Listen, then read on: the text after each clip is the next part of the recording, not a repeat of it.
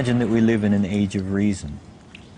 And the global warming alarm is dressed up as science, but it's not science. It's propaganda. There's no direct evidence which links 20th century global warming to anthropogenic greenhouse gases. We're just being told lies. That's what it comes down to. You can't say that CO2 will drive climate. It certainly never did in the past. If the CO2 increases in the atmosphere as a greenhouse gas, then the temperature will go up. But the ice core record shows exactly the opposite. So the fundamental assumption, the most fundamental assumption of the whole theory of climate change due to humans is shown to be wrong. The whole thing stinks. Man-made global warming is no longer just a theory about climate. It is the defining moral and political cause of our age. Campaigners say the time for debate is over. Any criticism, no matter how scientifically rigorous, is illegitimate, even worse, dangerous. But in this film, it will be shown that the Earth's climate is always changing, that there is nothing unusual about the current temperature, and that the scientific evidence does not support the notion that climate is driven by carbon dioxide, man-made or otherwise.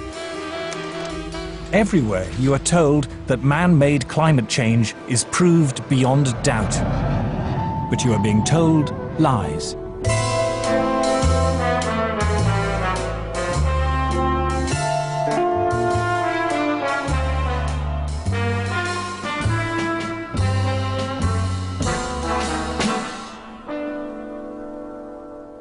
When people say, well, you don't believe in global warming, I say, no, I believe in global warming. I don't believe that human CO2 is causing that warming. A few years ago, if you would ask me, I would tell you it's CO2. Why? Because just like everyone else in the public, I listened to what the media had to say. Each day, the news reports grow more fantastically apocalyptic. Politicians no longer dare to express any doubt about climate change. There is such intolerance of any dissenting voice. Are some of the worst climate criminals on the planet. This is the most politically incorrect thing possible, is to doubt this climate change orthodoxy.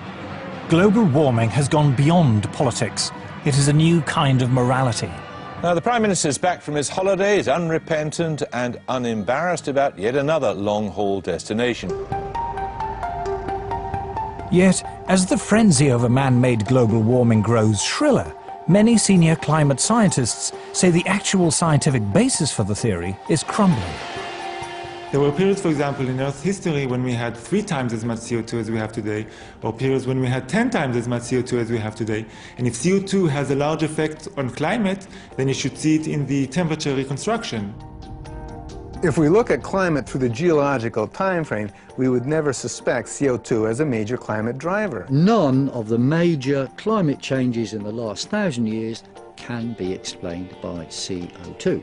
You can't say that CO2 will drive climate. It certainly never did in the past. I've often heard it said that there is a consensus of thousands of scientists on the global warming issue and that humans are causing a catastrophic change to the climate system. Well, I am one scientist, and there are many that simply think that is not true.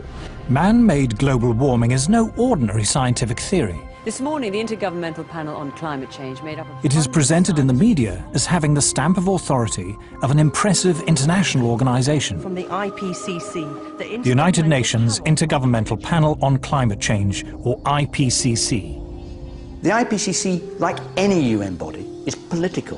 The final conclusion are politically driven. This claim that the IPCC is the world's top 1,500 or 2,500 scientists, you look at the bibliographies of the people and it's simply not true. There are quite a number of non-scientists. And to build the number up to 2,500, they have to start taking reviewers and government people and so on, anyone who ever came close to them.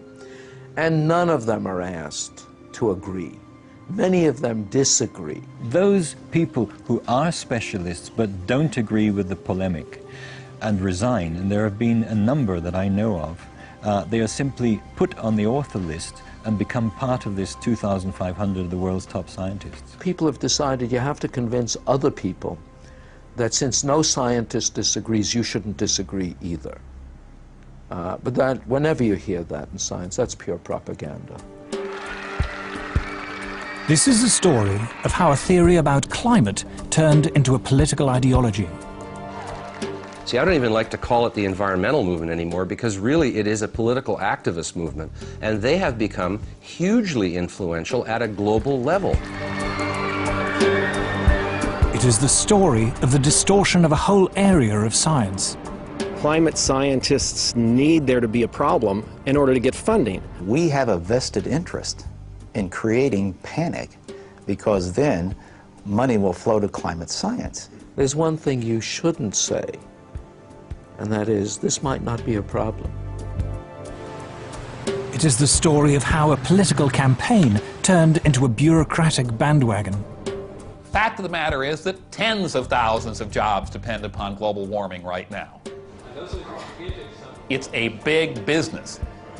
It's become a great industry in itself. And if the whole global warming farrago collapsed, there'd be an awful lot of people out of jobs and looking for work.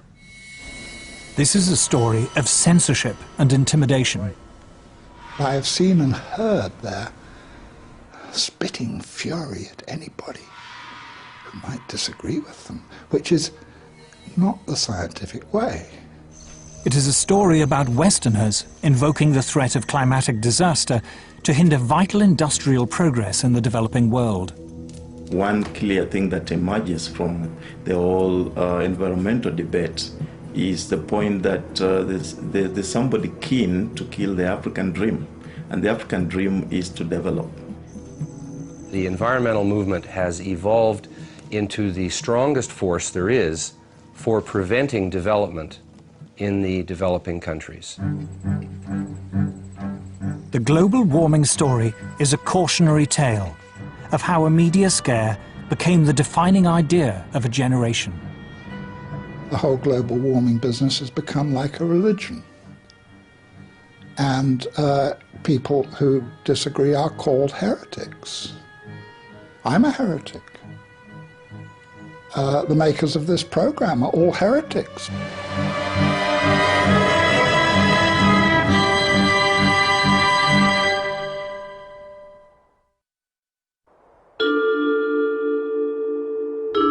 In 2005, a House of Lords inquiry was set up to examine the scientific evidence of man-made global warming.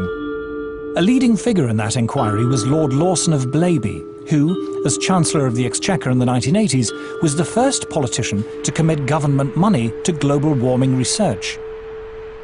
We had a very, very thorough inquiry, took evidence from a whole lot of people expert in this area and produced a report. What surprised me was to discover how weak and uncertain the science was. In fact, there are more and more thoughtful people, some of them a little bit frightened to come out in the open, but who quietly, privately, and some of them publicly, are saying, hang on, wait a minute, this simply doesn't add up. We are told that the Earth's climate is changing. But the Earth's climate is always changing. In Earth's long history, there have been countless periods when it was much warmer and much cooler than it is today, when much of the world was covered by tropical forests or else vast ice sheets. The climate has always changed, and changed without any help from us humans. We can trace the present warming trend back at least 200 years, to the end of a very cold period in Earth's history. This cold spell is known to climatologists as the Little Ice Age. Let it snow, let it snow, let it snow. It doesn't show signs of stopping. In the 14th century, Europe plunged into the Little Ice Age. And where we would look for evidence of this are the old illustrations and prints and pictures of Old Father Thames. Because during the hardest and toughest winters of that Little Ice Age, the Thames would freeze over. And there were wonderful ice fairs held on the Thames, skating and people actually selling things on the ice. If we we look back further in time, before the Little Ice Age, we find a balmy golden era when temperatures were higher than they are today, a time known to climatologists as the medieval warm period.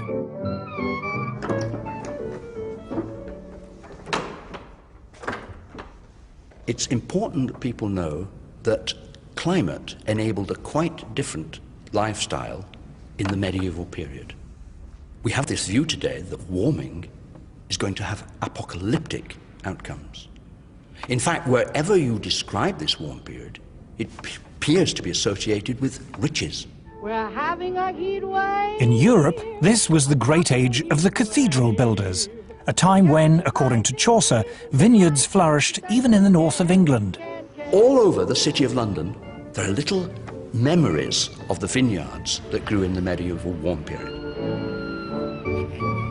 So this was a wonderfully rich time. And this little church, in a sense, symbolizes it, because it comes from a period of great wealth. Going back in time further still, before the medieval warm period, we find more warm spells, including a very prolonged period during the Bronze Age, known to geologists as the Holocene maximum, when temperatures were significantly higher than they are now for more than 3 millennia. If we go back 8,000 years in the Holocene period, our current interglacial, it was much warmer than it is today. Now the polar bears obviously survived that period. They're with us today. They are very adaptable, and these warm periods in the past, what we call hypsithermals, pose no problem for them. Climate variation in the past is clearly natural. So why do we think it's any different today? In the current alarm about global warming, the culprit is industrial society. Thanks to modern industry, luxuries once enjoyed exclusively by the rich are now available in abundance to ordinary people. Novel technologies have made life easier and richer. Modern transport and communications have made the world seem less foreign and distant. Industrial progress has changed our lives. But has it also changed the climate? According to the theory of man-made global warming, industrial growth should cause the temperature to rise. But does it? Anyone who goes around and says that carbon dioxide is responsible for most of the warming of the 20th century hasn't looked at the basic numbers. Industrial production in the early decades of the 20th century was still in its infancy, restricted to only a few countries, handicapped by war and economic depression. After the Second World War, things changed. Consumer goods like refrigerators and washing machines and TVs and cars began to be mass-produced for an international market. Historians call this global explosion of industrial activity the post-war economic boom. So how does the industrial story compare with the temperature record? Since the mid-19th century, the Earth's temperature has risen by just over ½ degree Celsius. But this warming began long before cars and planes were even invented. What's more, most of the rise in temperature occurred before 1940, during a period when industrial production was relatively insignificant. After the Second World War, during the post-war economic boom, temperatures, in theory, should have shot up. But they didn't. They fell. Not for 1 or 2 years, but for 4 decades. In fact, paradoxically, it wasn't until the world economic recession in the 1970s that they stopped falling. CO2 began to increase exponentially in about 1940, but the temperature actually began to decrease 1940, continued till about 1975. So this is the opposite relation. When the CO2 is increasing rapidly, but yet the temperature is decreasing, then we cannot say that CO2 and the temperature go together. Temperature went up significantly up to 1940 when human production of CO2 was relatively low. And then in the post-war years, when industry and the whole economies of the world really got going, and human production of CO2 just soared, the global temperature was going down. In other words, the facts didn't fit the theory. Just at a time when, after the Second World War, industry was booming, carbon dioxide was increasing, and yet the Earth was getting cooler and starting off scares of a coming ice age. It made absolutely no sense. It still doesn't make sense. Why do we suppose that carbon dioxide is responsible for our changing climate? CO2 forms only a very small part of the Earth's atmosphere. In fact, we measure changes in the level of atmospheric CO2 in tens of parts per million. If you take CO2 as a percentage of all the gases in the atmosphere, the oxygen, the nitrogen, and argon, and so on, it's 0.054%. It's an incredibly small portion. And then, of course, you've got to take that portion that supposedly humans are adding, which is the focus of all the concern, and it gets even smaller. Although CO2 is a greenhouse gases themselves only form a small part of the atmosphere. What's more, CO2 is a relatively minor greenhouse gas. The atmosphere is made up of a multitude of gases. A small percentage of them we call greenhouse gases, and of that very small percentage of greenhouse gases, 95% of it is water vapor. It's the most important greenhouse gas. Water vapor is a greenhouse gas, by far the most important greenhouse gas. So is there any way of checking whether the recent warming was due to an increase in greenhouse gas? There is only one way to tell, and that is to look up in the sky, or a part of the sky known to scientists as the troposphere. If it's greenhouse warming, you get more warming in the middle of the troposphere, the first 10, 12 kilometers of the atmosphere, than you do at the surface. There are good theoretical reasons for that, having to do with how the greenhouse works. The greenhouse effect works like this. The sun sends its heat down to Earth. If it weren't for greenhouse gases, this solar radiation would bounce back into space, leaving the planet cold and uninhabitable. Greenhouse gas traps the escaping heat in the Earth's troposphere, a few miles above the surface. And it's here, according to the climate models, that the rate of warming should be highest, if it's greenhouse gas that's causing it. All the models, every one of them, calculates that the warming should be faster as you go up from the surface into the atmosphere.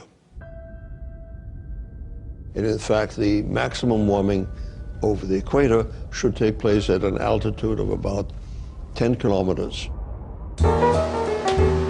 A scientist largely responsible for measuring the temperature in the Earth's atmosphere is Professor John Christie. In 1991, he was awarded NASA's Medal for Exceptional Scientific Achievement, and in 1996 received a special award from the American Meteorological Society for fundamentally advancing our ability to monitor climate. He was a lead author on the UN's Intergovernmental Panel on Climate Change, or IPCC. There are two ways to take the temperature in the Earth's atmosphere: satellites and weather balloons.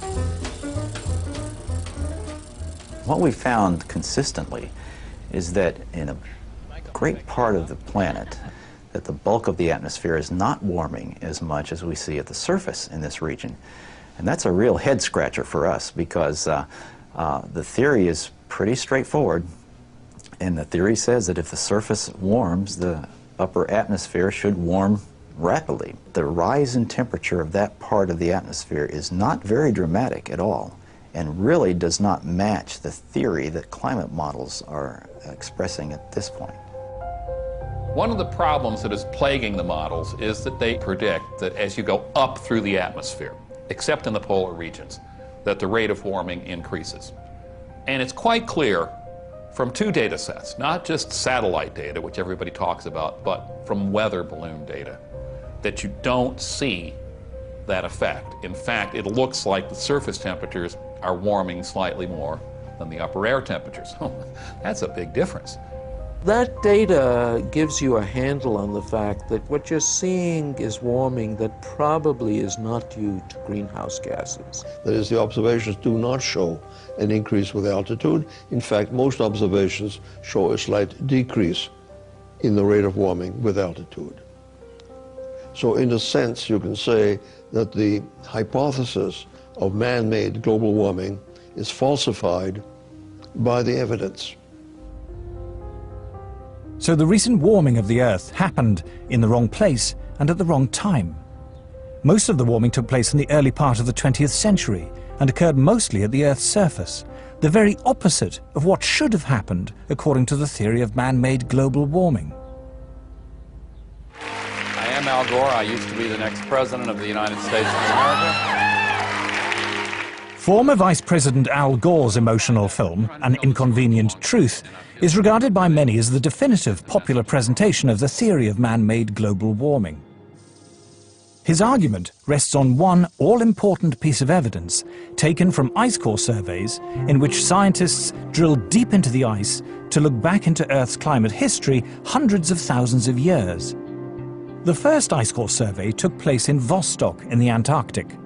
What it found, as Al Gore correctly points out, was a clear correlation between carbon dioxide and temperature.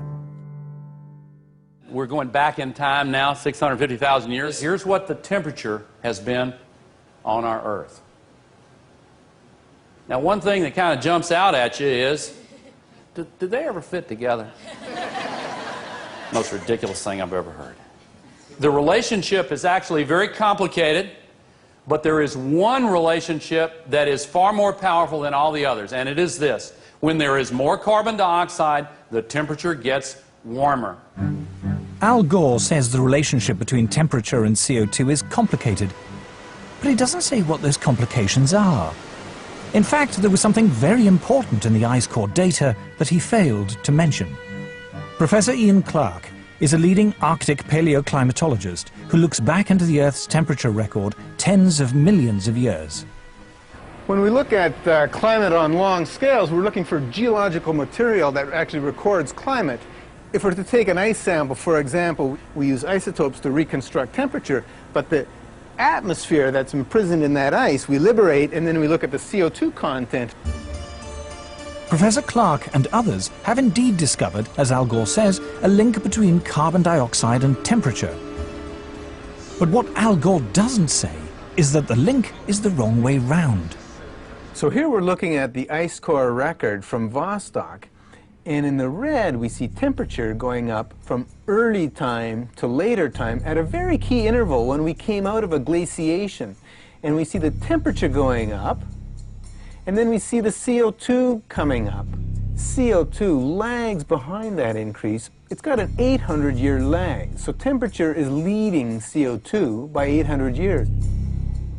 There have now been several major ice core surveys. Every one of them shows the same thing. The temperature rises or falls, and then, after a few hundred years, carbon dioxide follows. So obviously, carbon dioxide is not the cause of that warming. In fact, we can say that the warming produced the increase in carbon dioxide. CO2 clearly cannot be causing temperature changes. It's a product of temperature. It's following temperature changes. The ice core record goes to the very heart of the problem we have here. They said, if the CO2 increases in the atmosphere as a greenhouse gas, then the temperature will go up. But the ice core record shows exactly the opposite. So the fundamental assumption, the most fundamental assumption of the whole theory of climate change due to humans is shown to be wrong. But how can it be that higher temperatures lead to more CO2 in the atmosphere?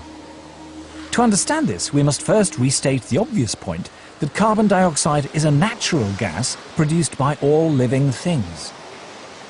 Few things annoy me more than to hear people talking about carbon dioxide as being a pollutant. You're made of carbon dioxide. I'm made of carbon dioxide. Carbon dioxide is how living things grow. What's more, humans are not the main source of carbon dioxide. Humans produce a small fraction in the single digits percentage-wise of the CO2 that is produced in the atmosphere. Volcanoes produce more CO2 each year than all the factories and cars and planes and other sources of man-made carbon dioxide put together. More still comes from animals and bacteria, which produce about 150 gigatons of CO2 each year, compared to a mere 6.5 gigatons from humans. An even larger source of CO2 is dying vegetation, from falling leaves, for example, in the autumn. But the biggest source of CO2 by far is the oceans.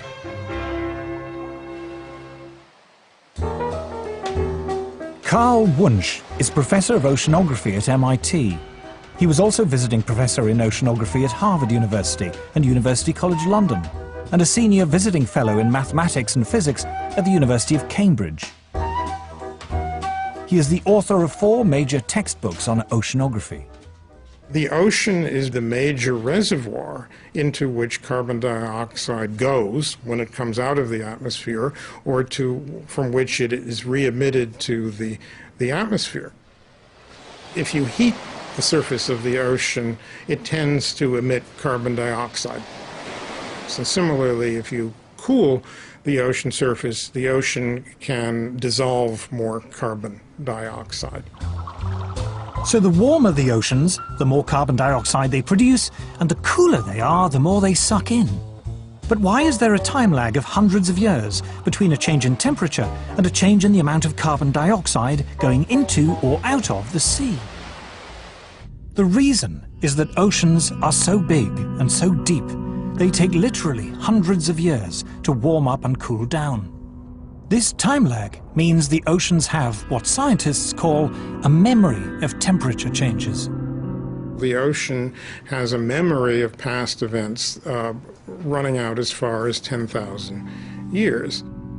So, for example, if somebody says, oh, I'm seeing changes in the North Atlantic, this must mean that the climate system is changing. It may only mean that something happened in a remote part of the ocean decades or hundreds of years ago, whose effects are now beginning to show up in the North Atlantic. The current warming began long before people had cars or electric lights. In the past 150 years, the temperature has risen just over ½ degree Celsius. But most of that rise occurred before 1940.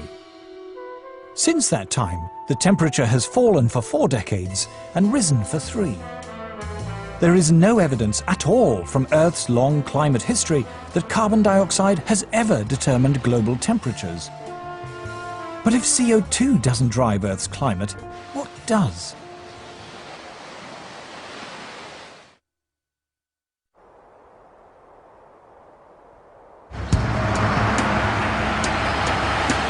The common belief that carbon dioxide is driving climate change is at odds with much of the available scientific data. Data from weather balloons and satellites, from ice core surveys, and from the historical temperature records. But if CO2 isn't driving climate, what is? Isn't it bizarre to think that it's humans, you know, when we're filling up our car, turning on our lights, that we are the ones controlling climate? Just look in the sky. Look at that massive thing, the sun. Even humans at our present 6.5 billion are minute relative to that. In the late 1980s, solar physicist Piers Corbyn decided to try a radically new way of forecasting the weather. Despite the huge resources of the official Met Office, Corbyn's new technique consistently produced more accurate results. He was hailed in the national press as a super weatherman. The secret of his success was the sun. The origin of our solar weather technique of long-range forecasting came originally from study of sunspots and a desire to predict those. And then I realised it was actually much more interesting to use the sun to predict the weather.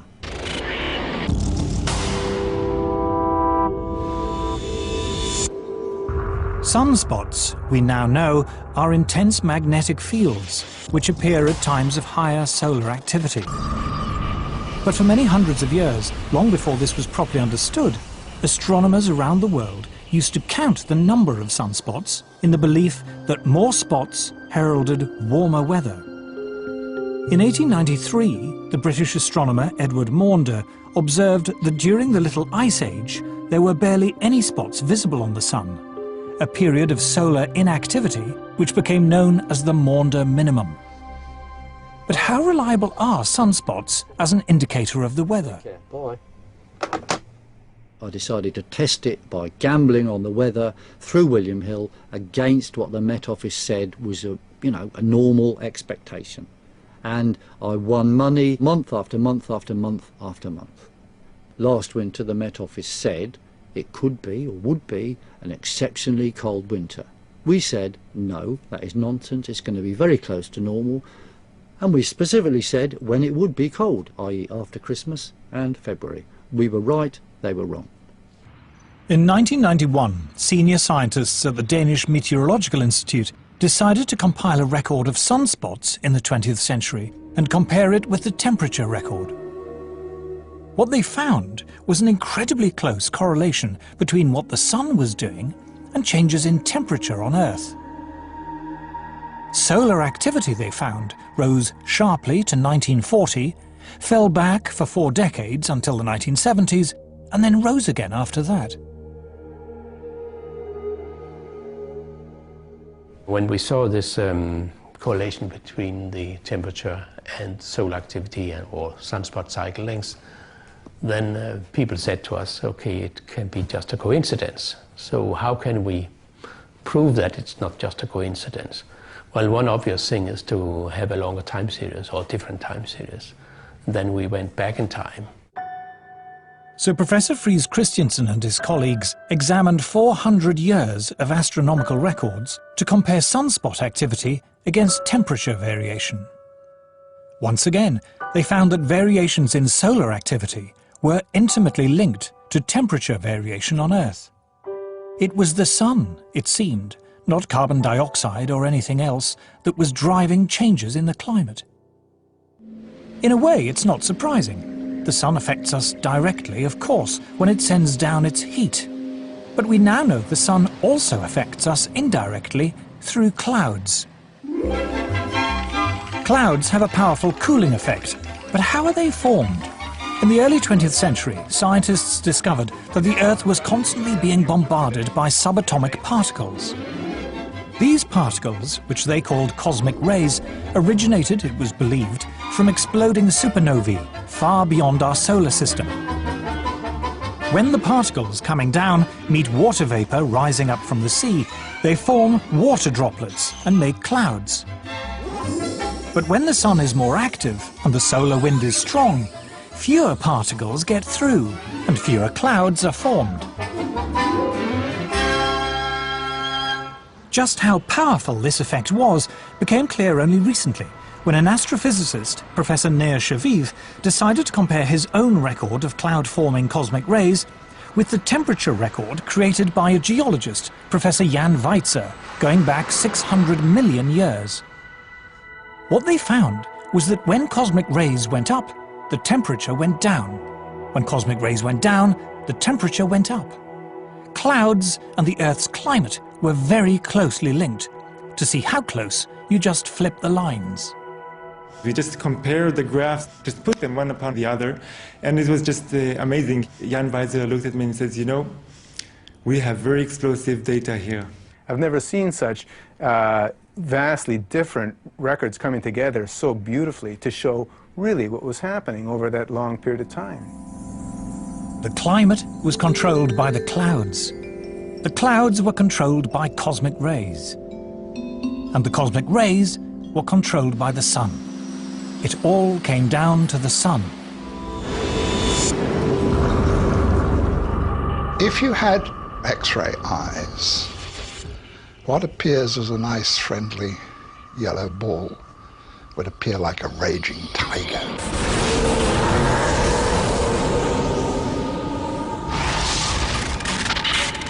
The sun is an incredibly violent beast, and it's throwing out great explosions and puffs of gas, an endless solar wind that's forever rushing past the Earth.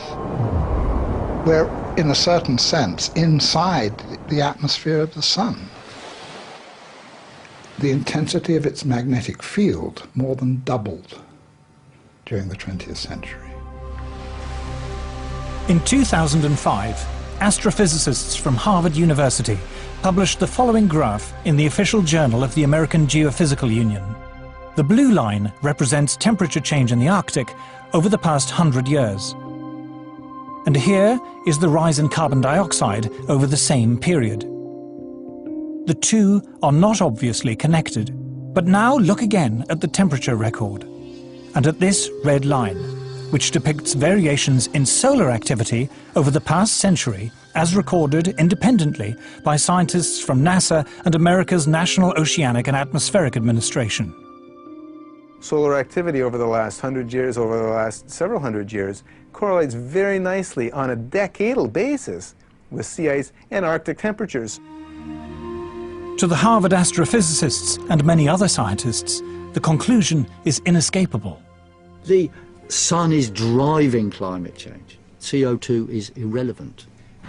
But why, if this is so, are we bombarded day after day with news items about man-made global warming? Why do so many people in the media and elsewhere regard it as an undisputed fact? To understand the power of global warming theory, we must tell the story of how it came about.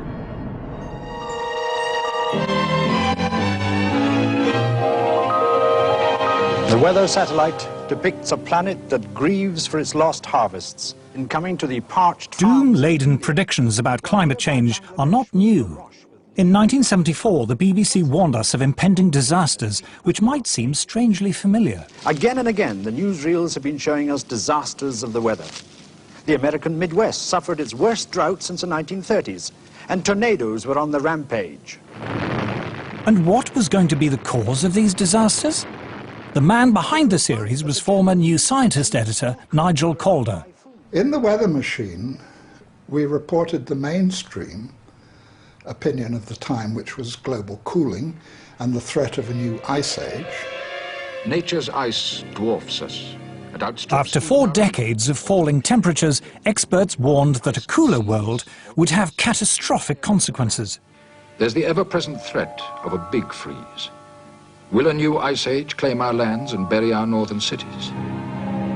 But amid the doom and gloom, there was one voice of hope. A Swedish scientist called Bert Bolin tentatively suggested that man-made carbon dioxide might help to warm the world, although he wasn't sure. And there is a lot of oil, and there are vast amounts of coal left. We seem to be burning it with an ever-increasing rate. And if we go on doing this, in about 50 years' time, the climate may be a few degrees warmer than today. We just don't know. We were also the first to put Bert Bolin of Sweden on international television talking about the dangers of carbon dioxide. And I remember being bitterly criticized by top experts for indulging him in his fantasy. Climate hunters... At the height of the cooling scare in the 70s, Bert Bolin's eccentric theory of man-made global warming seemed absurd. 2 things happened to change that. First, temperatures started to rise.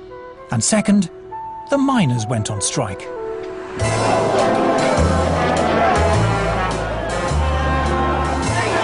To Margaret Thatcher, energy was a political problem. In the early 70s, the oil crisis had plunged the world into recession, and the miners had brought down Ted Heath's Conservative government. Mrs. Thatcher was determined the same would not happen to her. She set out to break their power. What we have seen in this country is the emergence of an organized revolutionary minority who are prepared to exploit industrial disputes, but whose real aim is the breakdown of law and order and the destruction of democratic parliamentary government. The politicization of this subject started with Margaret Thatcher. She was very concerned always, I remember when I was Secretary of State for Energy, to promote nuclear power. Long before the issue of climate change came up, because she was concerned about energy security, and she didn't trust the Middle East, and she didn't trust the National Union of Mine Workers. So she didn't trust oil, and she didn't trust coal. So therefore she felt we really had to push ahead with nuclear power. And then when the climate change, global warming thing came up, she felt, well, this is great. This is another argument, because it doesn't have any carbon dioxide emissions. This is another argument why you should go for nuclear. And that is what she was really largely saying. It's been misrepresented since then. And so she said to the scientists, she went to the Royal Society and she said, there's money on the table for you to prove this stuff. So, of course, they went away and did that. Inevitably, the moment politicians put their weight behind something and attach their name to it in some ways, of course, money will flow. That's the way it goes. And inevitably, research, development, institutions started to bubble up, if we can put it that way, which were going to be researching climate, but with a particular emphasis on the relationship between carbon dioxide and temperature.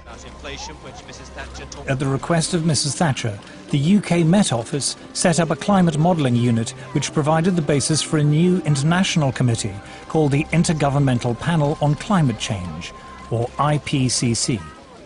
They came out with the first big report which predicted climatic disaster as a result of global warming. I remember going to the scientific press conference and being amazed by two things. First, the simplicity and eloquence of the message and the vigour with which it was delivered. And secondly, the total disregard of all climate science up till that time, including, incidentally, the role of the sun, which had been the subject of a major meeting at the Royal Society just a few months earlier. But the new emphasis on man-made carbon dioxide as a possible environmental problem didn't just appeal to Mrs. Thatcher. It was certainly something very favourable to the environmental idea, what I call the medieval environmentalism of let's get back to the way things were in medieval times and get rid of all these dreadful cars and machines. They loved it because carbon dioxide was for them an emblem of industrialization. Well, carbon dioxide clearly is an industrial gas, and sort of tied in with economic growth, with transportation in cars, with what we call civilization. And there are forces in the environmental movement that are simply against economic growth. They think that's bad. It could be used to legitimize a whole suite of myths that already existed: anti-car, anti-growth, anti-development, and above all, anti that great Satan, the US. Patrick Moore is considered one of the foremost environmentalists of his generation. He is co-founder of Greenpeace. The shift to climate being a major focal point came about for two very distinct reasons.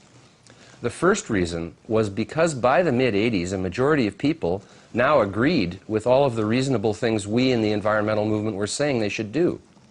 Now, when a majority of people agree with you, it's pretty hard to remain confrontational with them. And so the only way to remain anti-establishment was to adopt ever more extreme positions. When I left Greenpeace, it was in the midst of them adopting a campaign to ban chlorine worldwide. Like I said, you guys, this is one of the elements in the periodic table, you know. I mean, I'm not sure if that's in our jurisdiction to be banning a whole element. Destroying the wall were soon down. The other reason that environmental extremism emerged was because world communism failed, the wall came down, and a lot of peaceniks and political activists moved into the environmental movement, bringing their neo-Marxism with them, and learned to use green language in a very clever way to cloak agendas that actually have more to do with anti-capitalism and anti-globalization than they do anything with ecology or science. The left have been slightly disoriented by the manifest failure of socialism and indeed even more so of communism as it was tried out.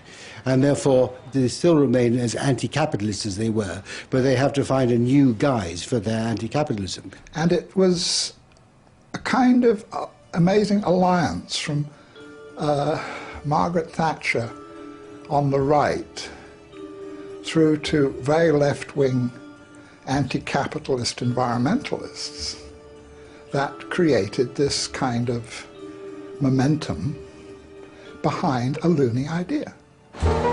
By the early 1990s, man-made global warming was no longer a slightly eccentric theory about climate.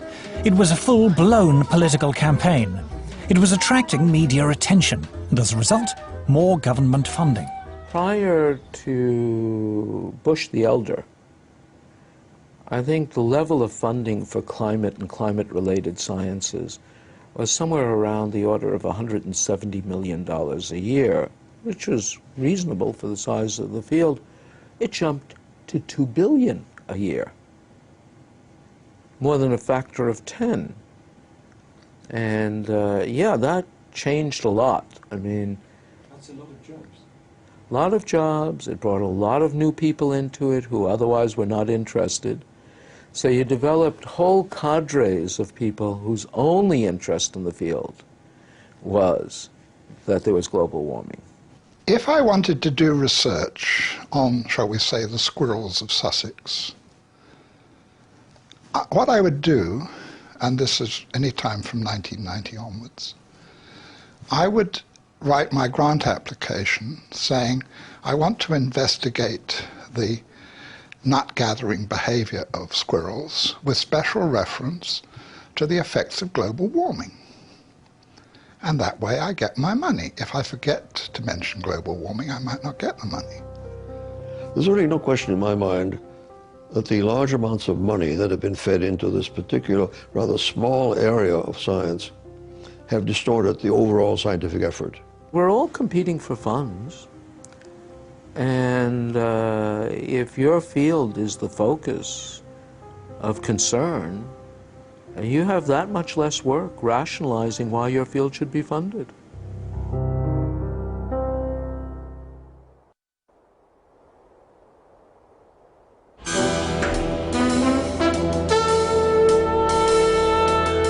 By the 1990s, tens of billions of dollars of government funding in the US, UK and elsewhere were being diverted into research relating to global warming.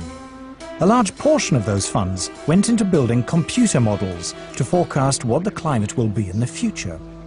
But how accurate are those models? Dr. Roy Spencer was Senior Scientist for Climate Studies at NASA's Marshall Space Flight Center. He has been awarded medals for exceptional scientific achievement from both NASA and the American Meteorological Society. Climate models are only as good as the assumptions that go into them, and they have hundreds of assumptions. All it takes is one assumption to be wrong for the forecast to be way off. Climate forecasts are not new, but in the past, scientists were more modest about their ability to predict the weather. Any attempt at forecasting changes of climate meets skepticism from the men who model the weather by computer. In making decisions which affect people, a bad prediction as to what the climate of the future will be can be far worse than none at all. I'm afraid that our understanding of the complex weather machine is not yet good enough to make a reliable statement of the future. All models assume that man-made CO2 is the main cause of climate change, rather than the sun or the clouds. The analogy I use is like my car's not running very well. So I'm going to ignore the engine, which is the sun, and I'm going to ignore the transmission, which is the water vapor, and I'm going to look at one nut on the right rear wheel, which is the human-produced CO2. It's that, the science is that bad. If you haven't understood the climate system, if you haven't understood all the components, the cosmic rays, the solar, the CO2, the water vapor, the clouds, and put it all together, if you haven't got all that, then your model isn't worth anything. The range of climate forecasts varies greatly. These variations are produced by subtly altering the assumptions upon which the models are based. The models are so complicated, you can often adjust them in such a way that they do something very exciting. I've worked with modelers, I've done modeling, and with a mathematical model and you tweak parameters, you can model anything. You can make it warmer, you can make it get colder by changing things. Since all the models assume that man-made CO2 causes warming, one obvious way to produce a more impressive forecast is to increase the amount of imagined man-made CO2 going into the atmosphere. we put an increase in carbon dioxide in them that is 1% per year. It's been 0.49% per year for the last 10 years, 0.42 for the 10 years before that, and 0.43 for the 10 years before that. So the models have twice as much greenhouse warming radiation going in them as is known to be happening. It shouldn't shock you that they predict more warming than is occurring. Models predict what the temperature might be in 50 or 100 years' time. It is one of their peculiar features that long-range climate forecasts are only proved wrong long after people have forgotten about them. As a result, there is a danger, according to Professor Carl Wunsch, that modelers will be less concerned in producing a forecast that is accurate than one that is interesting. Even within the scientific community, you see, it's a problem. If I run a complicated model and I do something to it, like melt a lot of ice into the ocean, and nothing happens, it's not likely to get printed. But if I run the same model and I adjust it in such a way that something dramatic happens to the ocean circulation, like the heat transport turns off, it will be published. People will say this is very exciting. It will even get picked up by the media. So there is a bias, there's a very powerful bias within the media and within the science community itself toward results which are dramatizable. The Earth freezes over. That's a much more interesting story than saying, well, you know, it fluctuates around. Sometimes the mass flux goes up by 10%, sometimes it goes down by 20%, but eventually it comes back. Well, you know, which would you do a story on? I mean, that's what it's about. To the untrained eye, computer models look impressive, and they give often wild speculation about the climate the appearance of rigorous science. They also provide an endless source of spectacular stories for the media. The thing that has amazed me as a lifelong journalist is how the most elementary principles of journalism seem to have been abandoned on this subject. In fact, the theory of man-made global warming has spawned an entirely new branch of journalism. You've got a whole new generation of reporters, environmental journalists. Now, if you're an environmental journalist, and if the global warming story goes in the trash can, so does your job. It really is that crude. And the reporting has to get more and more hysterical because there are still, fortunately, a few hardened news editors around who will say, you know, this is what you were saying 5 years ago. Ah, but now it's much, much worse. You know, there's going to be 10 feet of sea level rise by next Tuesday or something. They have to keep on getting shriller and shriller and shriller. It is now common in the media to lay the blame for every storm or hurricane on global warming. But is there any scientific basis for this? This is purely propaganda. Every textbook in meteorology is telling you the main source of weather disturbances is the temperature difference between the tropics and the pole. And we're told, in a warmer world, this difference will get less. Now that would tell you you'll have less storminess, you'll have less variability. But for some reason that isn't considered catastrophic. So you're told the opposite. News reports frequently argue that even a mild increase in global temperature could lead to a catastrophic melting of the polar ice caps. But what does Earth's climate history tell us? We happen to have temperature records of Greenland that go back thousands of years. Greenland has been much warmer. Just 1,000 years ago, Greenland was warmer than it is today, yet it didn't have a dramatic melting event.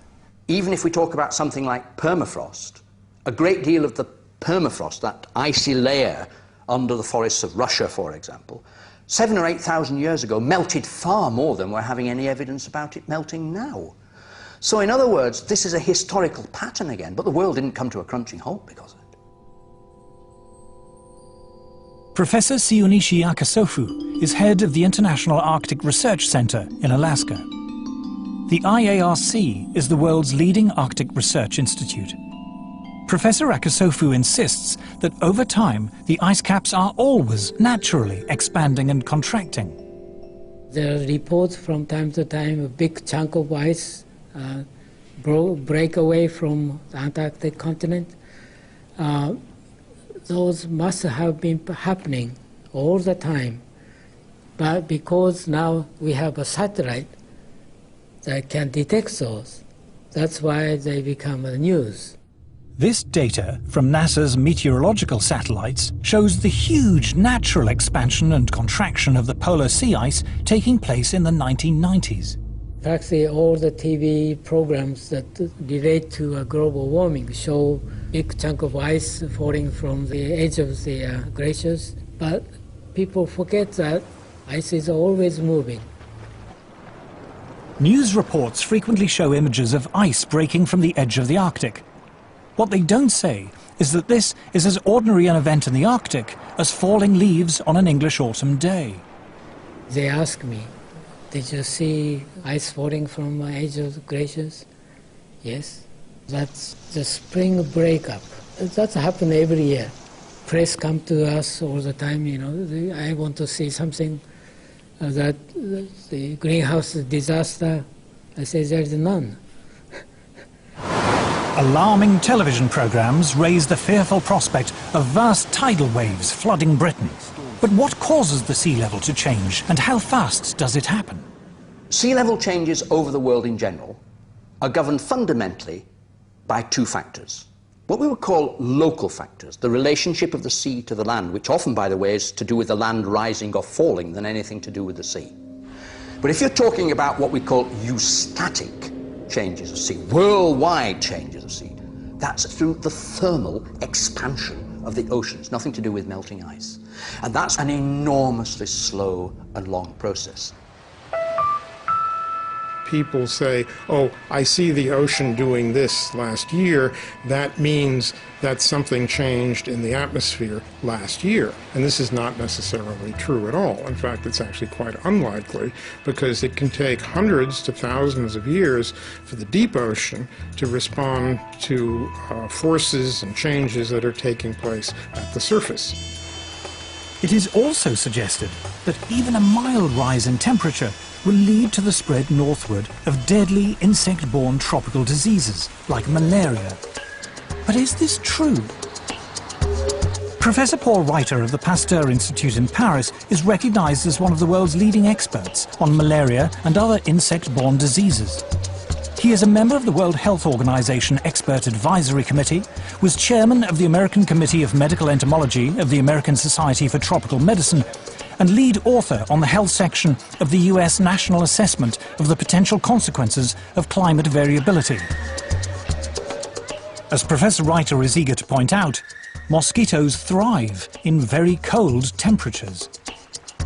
Mosquitoes are not specifically tropical. Most people will realize that in temperate regions there are mosquitoes. In fact, mosquitoes are extremely abundant in the Arctic. The most devastating epidemic of malaria was in the Soviet Union in the 1920s. There were something like 13 million cases a year and something like 600,000 deaths. A tremendous catastrophe that reached up to the Arctic Circle. Archangel had 30,000 cases and about 10,000 deaths. So it's not a tropical disease. Yet these people in the global warming fraternity invent the idea that malaria will move northwards. Climate scare stories cannot be blamed solely on sloppy or biased journalism. According to Professor Reiter, hysterical alarms have been encouraged by the reports of the United Nations Intergovernmental Panel on Climate Change, or IPCC. On the spread of malaria, the IPCC warns us that mosquito species that transmit malaria do not usually survive where the mean winter temperature drops below 16 to 18 degrees Celsius. According to Professor Reiter, this is clearly untrue. I was horrified to read the second and the third assessment reports, because there was so much misinformation without any kind of recourse, or virtually without mention of the scientific literature, the truly scientific literature, the literature by specialists in those fields. In a letter to the Wall Street Journal, Professor Frederick Seitz, former president of America's National Academy of Sciences, revealed that IPCC officials had censored the comments of scientists. He said that this report is not the version that was approved by the contributing scientists. At least 15 key sections of the science chapter had been deleted. These included statements like, "None of the studies cited has shown clear evidence that we can attribute climate changes to increases in greenhouse gases. No study to date has positively attributed all or part of the observed climate changes to man-made causes." Professor Seitz concluded, "I have never witnessed a more disturbing corruption of the peer review process than the events that led to this IPCC report." In its reply, the IPCC did not deny making these deletions, but it said there was no dishonesty or bias in the report and that uncertainties about the cause of global warming had been included. The changes had been made, it said, in response to comments from governments, individual scientists, and non-governmental organizations. When I resigned from the IPCC, I thought that was the end of it. But when I saw the final draft, my name was still there, so I asked for it to be removed. Well, they told me that I had contributed, so it would remain there. So I said, no, I haven't contributed, because they haven't listened to anything I've said. So in the end, it was quite a battle. But finally, I threatened legal action against them, and they removed my name. And I think this happens a great deal. Those people who are specialists but don't agree with the polemic and resign, and there have been a number that I know of, they are simply put on the author list and become part of this 2,500 of the world's top scientists. Research relating to man-made global warming is now one of the best-funded areas of science. The US government alone spends more than $4 billion a year. According to NASA climatologist Roy Spencer, scientists who speak out against man-made global warming have a lot to lose. It's generally harder to get research proposals funded because of the stands that we've taken publicly. And you'll find very few of us that are willing to take a public stand because it does cut into their research funding. It is a common prejudice that scientists who do not agree with the theory of man-made global warming must be being paid by private industry to tell lies. I get it all the time. You must be in the pay of the multinationals. Sadly, like most of the scientists you'll talk to, I haven't seen a penny from the multinationals. I'm always accused of being paid by the oil and gas companies.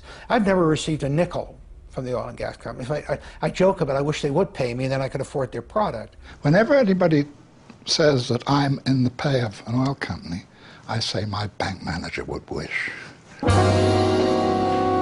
There is almost no private sector investment in climatology, and yet to be involved in any research project which involves an industry grant, no matter how small, can spell ruin to a scientist's reputation. Modern technology fueled by greenhouse gases. Patrick Michaels is Professor of Environmental Sciences at the University of Virginia. He was chair of the Committee on Applied Climatology at the American Meteorological Society, president of the American Association of State Climatologists, the author of 3 books on meteorology, and an author and reviewer on the UN's Intergovernmental Panel on Climate Change. But when he conducted research which was part funded by the coal industry, he found himself among those under attack from climate campaigners. British-based corporations are some of the worst climate criminals on the planet. Shell is based in the UK, right here in London. We have the right and the duty to take it back into public ownership, dismantle it, break it up, and send its managers to rehabilitation training. But reasoned debate is not the only casualty in the global warming alarm. As international public policy bears down on industrial emissions of carbon dioxide, the developing world is coming under intense pressure not to develop.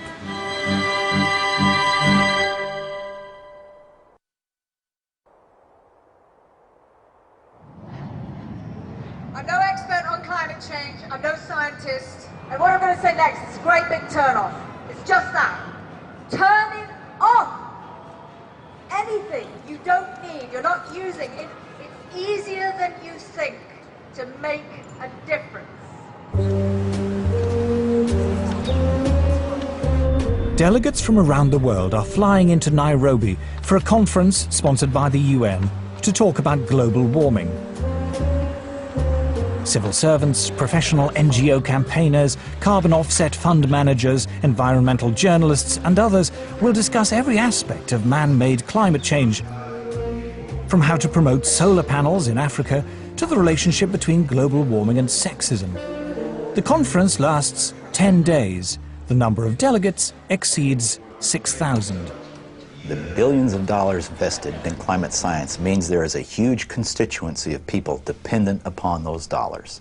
And they will want to see that carry forward. It happens in any bureaucracy. Where I live, we have a local council global warming officer. There's a huge tail out there of people who have, in one way or another, been recruited to join this particular bandwagon. Anybody who stands up and says, hey, wait a minute, let's look at this coolly and rationally and carefully and see actually how much merit, how much this stands up, they will be ostracized. Scientists, accustomed to the relative civility and obscurity of academic life, suddenly find themselves publicly attacked if they dare to challenge the theory of man-made global warming, vilified by campaign groups and even within their own universities. It's the old English saying, if you stand up in the coconut shy, they're going to throw at you. So I understand that there's going to be some of that, but it gets pretty difficult and pretty nasty and very personal. And there have been, you know, death threats and all sorts of things. And so I'm not doing it for my health. These days, if you are skeptical about the litany around climate change, you're suddenly like as if you're a Holocaust denier. The environmental movement, really, it is a political activist movement. And they have become hugely influential at a global level. And every politician is aware of that today. Whether you're on the left, in the middle, or the right, you have to pay homage to the environment. In the past month, the global warming campaign has won a great victory. The United States government, once a bastion of resistance, has succumbed. George Bush is now an ally. Western governments have now embraced the need for international agreements to restrain industrial production in the developed and developing world. But at what cost? Paul Driesen is a former environmental campaigner. My big concern with global warming is that the policies being pushed to supposedly prevent global warming are having a disastrous effect on the world's poorest people. Global warming campaigners say it does no harm to be on the safe side. Even if the theory of man-made climate change is wrong, we should impose draconian measures to cut carbon emissions just in case. They call this the precautionary principle. The precautionary principle is a very interesting beast. It's basically used to promote a particular agenda and ideology. It's always used in one direction only. It talks about the risks of using a particular technology, fossil fuels, for example, but never about the risks of not using it. It never talks about the benefits of having that technology. Anne Muagela is about to cook a meal for her children. She is one of the 2 billion people, a third of the world's population, who have no access to electricity. Instead, they must burn wood or dried animal dung in their homes. The indoor smoke this creates is the deadliest form of pollution in the world. According to the World Health Organization, 4 million children under the age of 5 die each year from respiratory diseases caused by indoor smoke, and many millions of women die early from cancer and lung disease for the same reason. If you were to ask a rural person to define development, they'll tell you, yes, I know I've moved to the next level when I have electricity. Actually, not having electricity creates such a long chain of problems, because the first thing you will miss is the light. So you get that they have to go to sleep earlier because there's no light. There's no reason to stay awake. I mean, you can't talk to each other in darkness. No refrigeration or modern packaging means that food cannot be kept. A fire in the hut is too smoky and consumes too much wood to be used as heating. There is no hot water. We in the West cannot begin to imagine how hard life is without electricity. The life expectancy of people who live like this is terrifyingly short. their existence impoverished in every way. A few miles away, the UN is hosting its conference on global warming in its plush gated headquarters. The gift shop is selling souvenirs of peasant tribal life, while delegates discuss how to promote what are described as sustainable forms of electrical generation. Africa has coal, and Africa has oil, but environmental groups are campaigning against the use of these cheap sources of energy. Instead, they say Africa and the rest of the developing world should use solar and wind power. A short drive out of Nairobi, we find our first solar panel. A Kenyan public health official has brought us to a clinic which serves several villages. The only electrical implements in the clinic are the electric lights and a refrigerator in which to keep vaccines, medicine and blood samples. Electricity is provided by 2 solar panels. So what can it do successfully? Lighting. Lighting only? Yes. What happens when you put lighting plus the refrigerator and others? What happens? It sounds an alarm. It sounds an alarm? Yeah. Then can we maybe see that?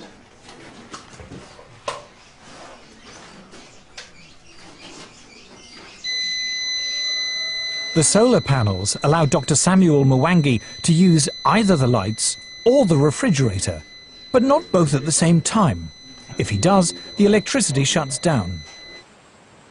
Wind and solar power are notoriously unreliable as a source of electricity and are at least 3 times more expensive than conventional forms of electrical generation. The question would be, how many people in Europe, how many people in the United States are already using that kind of energy? And how cheap is it? You see, if it's expensive for the Europeans, if it's expensive for the Americans, and we are talking about poor Africans, you know, it doesn't make sense. The rich countries can afford to engage in some luxurious experimentation with other forms of energy. But for us, we are still at the stage of survival.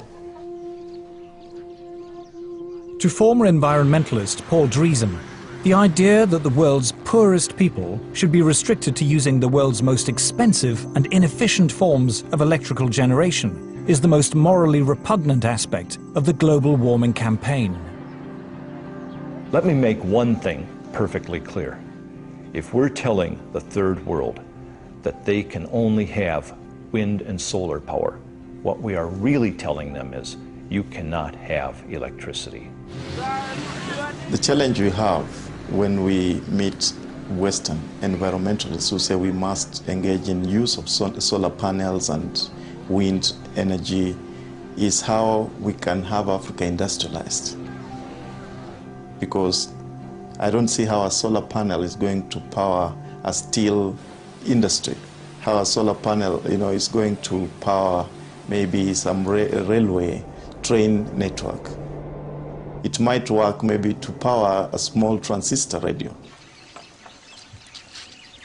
I think one of the most pernicious aspects of the modern environmental movement is this romanticization of peasant life, and the idea that industrial societies are the destroyers of the world.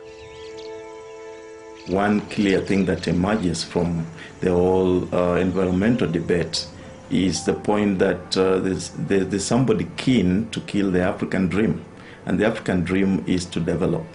The environmental movement has evolved into the strongest force there is for preventing development in the developing countries. If you're being told, don't touch your resource, don't touch your oil, don't touch your coal, that is suicide.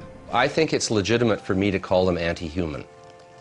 Like, okay, you don't have to think humans are better than whales or better than owls or whatever if you don't want to, right? But surely it is not a good idea to think of humans as sort of being scum, you know, that it's okay to have hundreds of millions of them go blind or die or whatever. I just can't relate to that. The theory of man-made global warming is now so firmly entrenched, the voices of opposition so effectively silenced, it seems invincible, untroubled by any contrary evidence, no matter how strong. The global warming alarm is now beyond reason. There will still be people who believe that this is the end of the world, particularly when you have, for example, the chief scientist of the UK telling people that by the end of the century, the only habitable place on the Earth will be the Antarctic. And humanity may survive thanks to some breeding couples who move to the Antarctic. I mean, this is hilarious. It would be hilarious, actually, if it weren't so sad.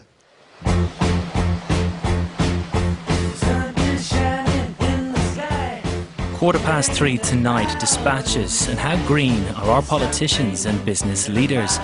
Next Monday night at 8, dispatches again, this time focusing on Prince Charles, independent monarch or meddling prince. Next tonight, Mammoth Movie, the beautiful tale of a fateful love affair, the English Patient.